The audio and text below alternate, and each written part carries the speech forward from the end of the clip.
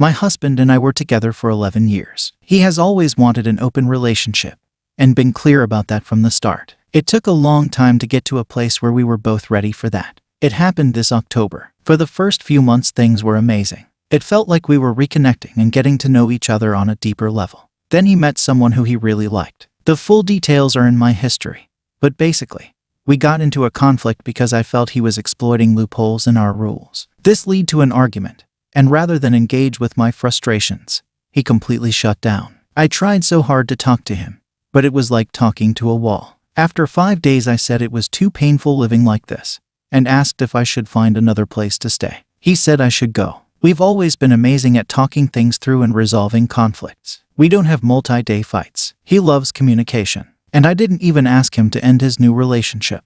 I simply questioned his behavior. That was enough for me to be discarded. I rented an Airbnb for a week, 3 days, and he asked if he could call me. He was nearby, and I told him to come over. I thought he missed me. Instead, he walked in and asked for a divorce. I was beyond shocked. Then he had the audacity to get mad at me for acting heartbroken. He said that if I could admit that I felt the same way, we could have a productive conversation. I said that my reaction was fair. That if someone had told me a week ago that this would be happening, I never would have believed it. He said me too. I said, that's what makes this seem like a rash decision. I asked if we could instead call this a separation. Every book on open relationships says the number one rule is to not make any major life decisions in the first 3 months of a new relationship. Add to that his new business is about to launch, and it's winter in a pandemic. He reluctantly agreed, but since then has twice told me that he doesn't want a separation. He wants a divorce. We used to talk through every conflict for hours, but we haven't really discussed this at all. He says that because I don't want the same thing, a conversation is pointless. He will only talk to me when I also want a divorce,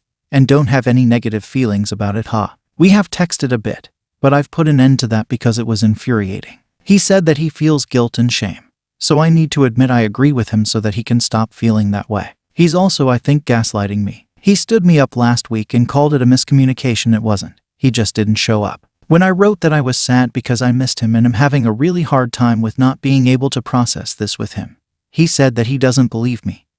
Because how could I possibly be open to the idea of breaking up and also miss him? His arguments make no sense, put words in my mouth, and are often contradictory. This is all extremely out of character, to the point where about 10 mutual friends have now asked if he's having a manic episode. Bipolar runs in my family and I recognize the signs. He is not. Normally 11-year relationships end with more processing. Normally people hug and kiss or even have sex one last time as they figure out what to do. But I've realized that when someone leaves you for someone else, they get those needs met with the new person. It's incredibly difficult to go from seeing someone all the time to being told your marriage is over. No conversation needed. The person I knew has been replaced with a cold robot. He had a panic attack the day after we got into a fight about his new partner. He claims this released repressed emotions and made him realize he hasn't been happy in years. He told me that while he doesn't see himself with this new person forever, she fills needs that I don't. And he has experienced things with her that he needs in a relationship. Some of these points are fair. I'll address them in another post. What isn't fair is just walking away with no conversation, no effort. He wants a conscious uncoupling with no animosity from me. But he also treats me incredibly coldly, and with zero empathy. There is no room here for my feelings. He says that he lost himself in our relationship and needs to be alone to find himself. Except, of course, while still dating this new person. This is the hardest thing I've ever experienced. Thankfully, I found this sub and a few websites. I can now see that he's deep in the affair fog and is acting in a totally cliché way. As such, I've given up hope of having a reasonable conversation with him. It's been 1 month. I've made plans to leave the country for the summer. I'm focusing on myself for the next 6 months and have told him I will not talk to him without a mediator present. The few conversations I've had are so full of projections and blame. It feels like talking to a crazy person. So, even though it breaks my heart, I'm basically going no contact. I won't get what I want right now, which is a reasonable conversation with the man I love. I don't know why I'm posting here. I guess to find people who relate. It fucking sucks because he's now so convinced that he hasn't been happy in years. He's rewriting our whole relationship as some sort of nightmare, when it was actually quite good. And his texts to me almost make it sound like I'm abusive. I never even raised my voice in all this. But he told me that he's realized I'm the exact same as his abusive father, who regularly screamed insults at him when he was growing up. Apparently questioning his behavior is the same as that. Okay, Whatever, I can't fight crazy. I've been so diplomatic and kind through all this. I should win an award. Story 2. Wife's affair with cousin's husband.